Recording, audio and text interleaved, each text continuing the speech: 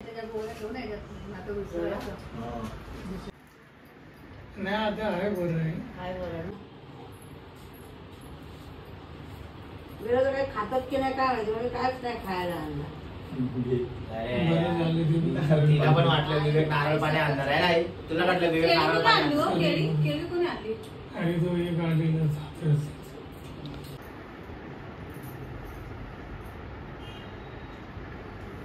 गेलेलो.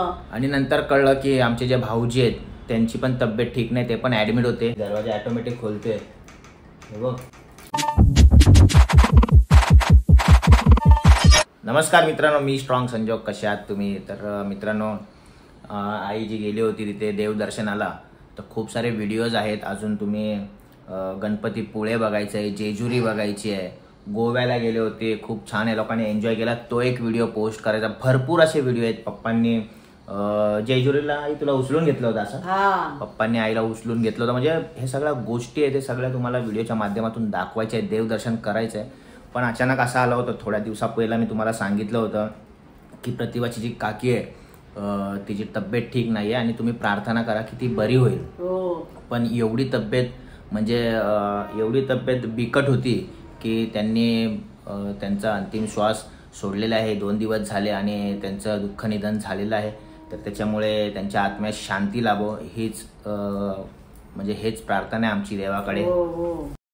एकदम बघून कसं. आता प्रतिभा, तुझ्या पप्पांना किती महिने झाले का रिटायर होऊन? 2-3 महिने झाले. 2-3 महिने. 2-3 महिन्यापूर्वी बिचारी आलेले आमच्यावर, की असे फोटो काढायचे, बाय तुम्ही असे फोटो काढा, बाय असे फोटो काढा. रिटायरमेंटलाच आलेले ना.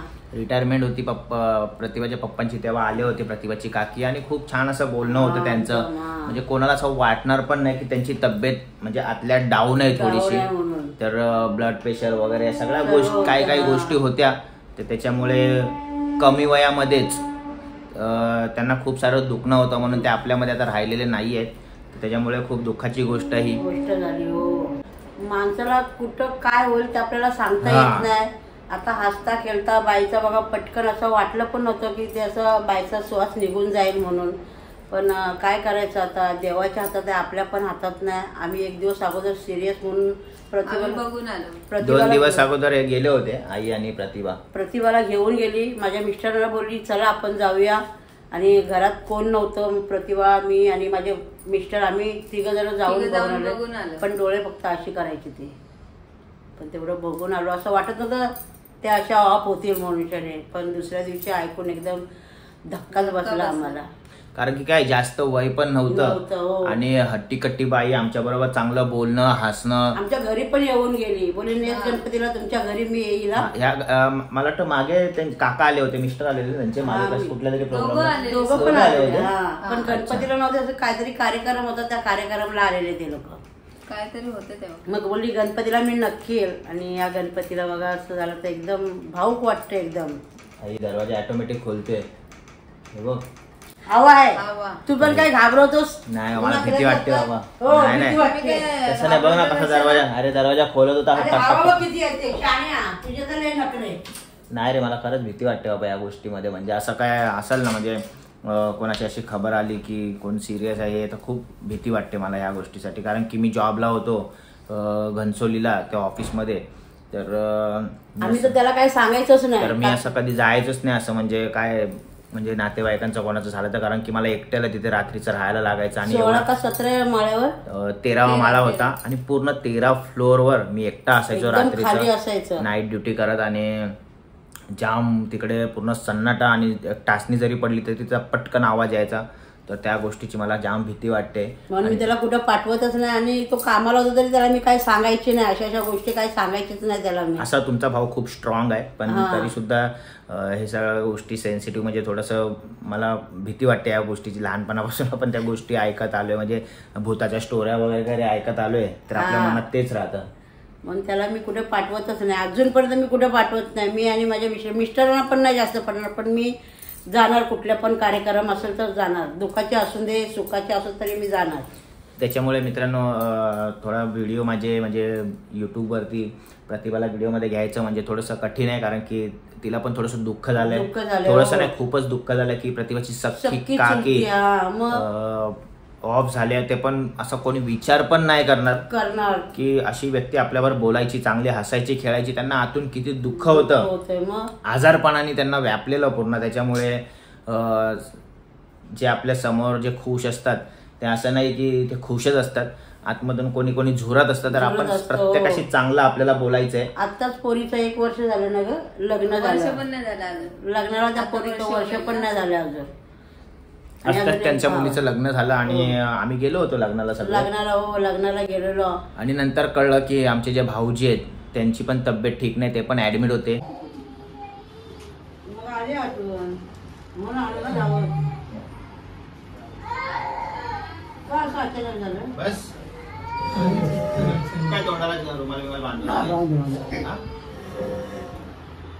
तर आज काल आम्ही गेलो होतो. आई, प्रतिभा, म्हणजे अगोदर प्रतिभा, पप्पा गेले, नंतर आई, मी, मग सुजल. आम्ही म्हणजे असं वेगवेगळ्या हिसाबाने गेलो त्यांना बघायला. देवाजवळ प्रार्थना करा का त्यांची लवकरात लवकर तब्येत चांगली होऊन द्या म्हणून ते घरी येऊन द्या.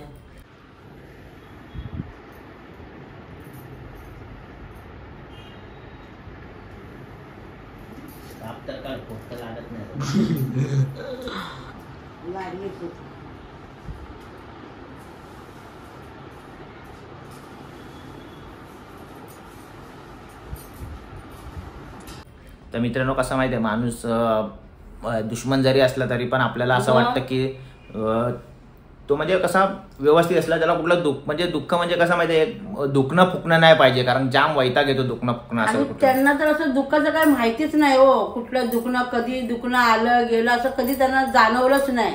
आणि ते कशा अंगावर रेटत जायचे, मामी कंबर दुखते, हे दुखते, एक गोळी घ्या. आणि पण अचानक एकदम धक्का बसल्यासारखा त्यांना ऍडमिटच केलं म्हटल्याने शॉक बसून गेलं एकदम. पण तुम्ही प्रार्थना करा की ते लवकरच चांगले होऊन घरी येऊ देत म्हणून. तसं तर काय, भाऊजींना फक्त चक्कर येते आणि लवकरच बरे होऊन येतील भाऊजी. कारण काल हॉस्पिटलमध्ये आम्ही गेलो होतो बघायला, खूप छान बोलले वगैरे, व्यवस्थित एकदम. असा काय मोठा इश्यू नाहीये आणि झाला पण नाही पाहिजे. तर एवढंच आहे की आपली आपली काळजी घ्या स्वतःची. म्हणजे हे आता एवढं उन्हातून वगैरे आपण जातो येतो, ट्रेनमधून येता जाता प्रवास करतो, तर पाणी प्या, आपली स्वतःची काळजी घ्या. कारण की एकदा माणूस आजारी पडला, बेडवरती गेला, तर आपला पैसा किती खर्च होतो हे कळत नाही आपल्याला.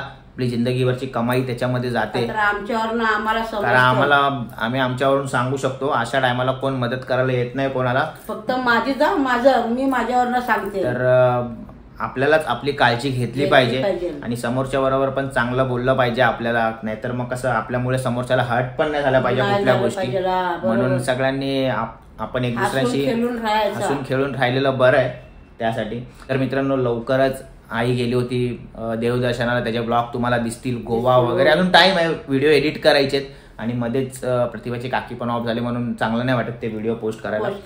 आणि बाकीचे जे व्हिडिओ टाकले ते मी शेड्यूल करून ठेवले होते पहिलाच, म्हणून ते आता पोस्ट झालेत.